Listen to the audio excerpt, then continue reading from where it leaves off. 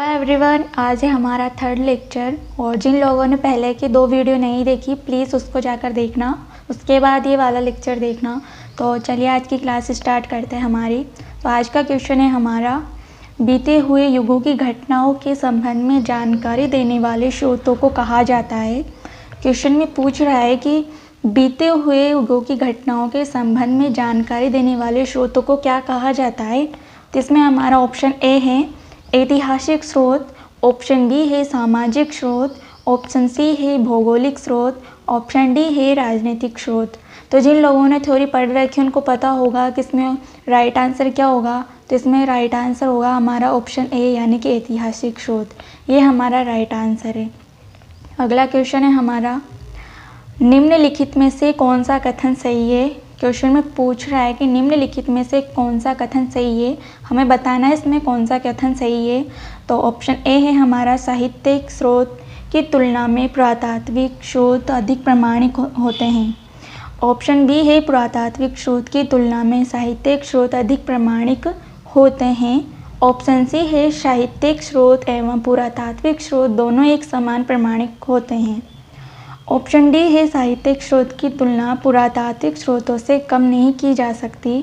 तो इसमें हमारा राइट आंसर क्या होगा, इसमें भी हमारा राइट आंसर होगा ऑप्शन ए यानी कि साहित्यिक स्रोत की तुलना में पुरातात्विक स्रोत अधिक प्रामाणिक होते हैं। ये हमारा राइट आंसर है। अगला क्वेश्चन है हमारा, किस वेद में प्राचीन वैदिक युग की संस्कृति के बारे में सूचना दी गई है। क्वेश्चन में पूछ रहा है कि किस वेद में प्राचीन वैदिक युग की संस्कृति के बारे में सूचना दी गई है। तो इसमें हमारा राइट आंसर होगा ऑप्शन ए यानी कि ऋग्वेद। ये हमारा राइट आंसर है। अगला क्वेश्चन है हमारा, निम्नलिखित में से कौन सा ग्रंथ श्रुति ग्रंथ का अंग नहीं माना जाता। क्वेश्चन में पूछ रहा है कि निम्नलिखित में कौन सा ग्रंथ श्रुति ग्रंथ का अंग नहीं माना जाता। तो इसमें हमारा राइट आंसर क्या होगा, राइट आंसर होगा हमारा इसमें ऑप्शन डी यानी कि पुराण। ये श्रुति ग्रंथ का अंग नहीं माना जाता है। अगला क्वेश्चन है हमारा, निम्नलिखित में से कौन सा ग्रंथ ये दावा करता है जो उस ग्रंथ में है वह विश्व में है और जो उस ग्रंथ में नहीं है वह विश्व में अलव्य है। तो इसमें हमारा राइट आंसर क्या होगा, तो इसमें हमारा राइट आंसर होगा ऑप्शन डी यानी कि महाभारत। ये हमारा राइट आंसर है। अगला क्वेश्चन है हमारा, त्रिपिटक धर्म ग्रंथ है। क्वेश्चन में पूछ रहा है कि त्रिपिटक धर्म ग्रंथ है। तो इसमें हमारा राइट आंसर क्या होगा, इसमें राइट आंसर होगा ऑप्शन बी यानी कि बुद्धों का। ये हमारा राइट आंसर है, ऑप्शन बी बिल्कुल राइट आंसर है, इसको याद रखना। अगला क्वेश्चन है हमारा, जातक किसका ग्रंथ है। क्वेश्चन में पूछ रहा है कि जातक किसका ग्रंथ है। जिसमें ऑप्शन ए है हमारा वैष्णव, ऑप्शन बी है जैन, ऑप्शन सी है बौद्ध, ऑप्शन डी है शैव। इसमें हमारा राइट आंसर क्या होगा, तो इसमें हमारा राइट आंसर होगा ऑप्शन सी यानी कि बौद्ध, जो कि जातक ग्रंथ है। यह हमारा राइट आंसर है। अगला क्वेश्चन है हमारा, मिलिंद पणहो राजा मिलिंद और किस बौद्ध भिक्षु के मध्य संवाद के रूप में है। तो इसमें हमारा राइट आंसर क्या होगा, इसमें हमारा राइट आंसर होगा ऑप्शन ए यानी कि नागसेन। ये हमारा राइट आंसर है, ऑप्शन ए हमें याद रखना है, मतलब कि नागसेन ये हमें याद रखना है।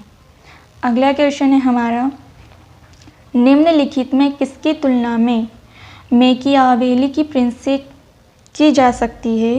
क्वेश्चन में पूछ रहा है कि निम्नलिखित में किसकी तुलना मैकियावेली के प्रिंस से की जा सकती है। तो इसमें हमारा राइट आंसर क्या होगा, इसमें हमारा राइट आंसर होगा ऑप्शन बी यानी कि कौटिल्य का अर्थशास्त्र।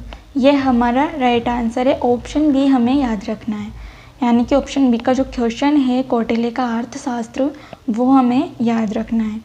अगला क्वेश्चन है हमारा, कौटिल्य के अर्थशास्त्र में किस पहलू पर प्रकाश डाला गया है। क्वेश्चन में पूछ रहा है कि कौटिल्य के अर्थशास्त्र में किस पहलू पर प्रकाश डाला गया है। इसमें हमारा राइट आंसर होगा ऑप्शन बी यानी कि राजनीतिक नीति नीतियाँ, ये हमारा राइट आंसर होगा। अगला क्वेश्चन है, कल्हण की पुस्तक का नाम क्या था। पूछ रहा है क्वेश्चन में कि कल्हण की जो पुस्तक थी उसका नाम क्या था। तो इसमें ऑप्शन है हमारा, राइट आंसर क्या होगा, राइट आंसर होगा इसमें राजतरंगिणी, ये हमारा राइट आंसर है। कल्हण की पुस्तक का नाम था राजतरंगिणी, यह हमें याद रखना है। अगला क्वेश्चन है हमारा, अष्टाध्यायी किसके द्वारा लिखी गई। क्वेश्चन में पूछ रहा है कि अष्टाध्यायी किसके द्वारा लिखी गई। तो इसमें हमारा राइट आंसर क्या होगा, आप सबको पता होगा। तो इसमें हमारा राइट आंसर होगा ऑप्शन बी यानी कि पाणिनि, ये हमारा राइट आंसर है। अगला क्वेश्चन है हमारा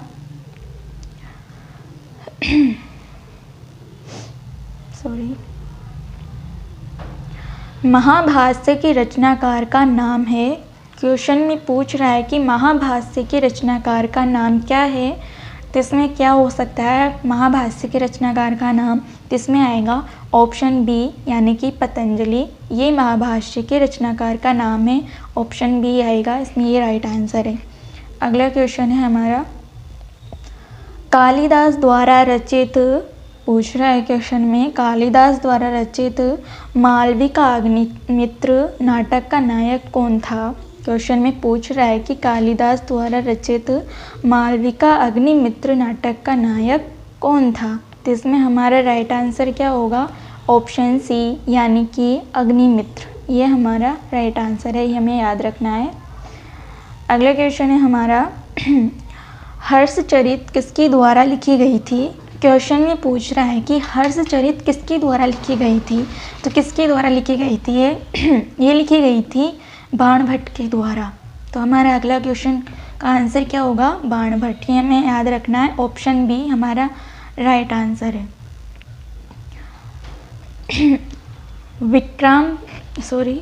विक्रमांक चरित के रचनाकार का नाम है। क्वेश्चन में पूछ रहा है कि विक्रमांक चरित के रचनाकार का नाम है।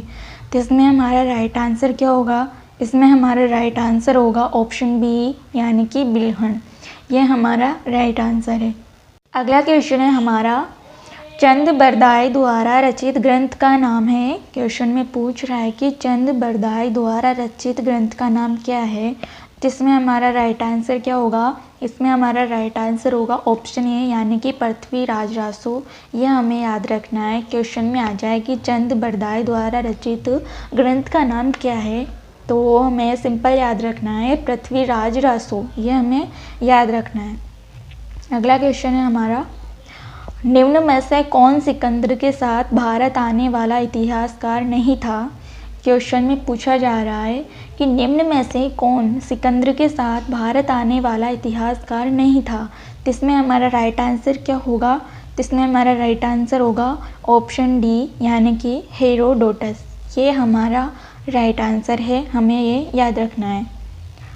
चलते हैं अगले क्वेश्चन की तरफ। अगला क्वेश्चन है हमारा, निम्नलिखित में किस विदेशी यात्री ने भारत का दौरा सबसे पहले किया था।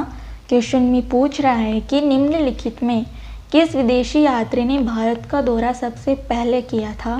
तो इसमें हमारा राइट आंसर होगा यानी कि ऑप्शन ए यानी कि मेगास्थनीज हमारा राइट आंसर है, ये हमें याद रखना है। इन्होंने ही विदेशी यात्री थे जिन्होंने भारत का दौरा सबसे पहले किया था। अगला क्वेश्चन है हमारा, मेगास्थनीज की पुस्तक का नाम क्या था। क्वेश्चन में पूछ रहा है कि मेगास्थनीज की पुस्तक का नाम क्या था। तो लगभग सबको याद रहता है। तो इसमें ऑप्शन आएगा हमारा ऑप्शन डी है यानी कि इंडिका, ये मेगास्थनीज की पुस्तक का नाम था। ऑप्शन डी हमें याद रखना है, इंडिका। क्या था ये, मेगास्थनीज की पुस्तक का नाम था इंडिका।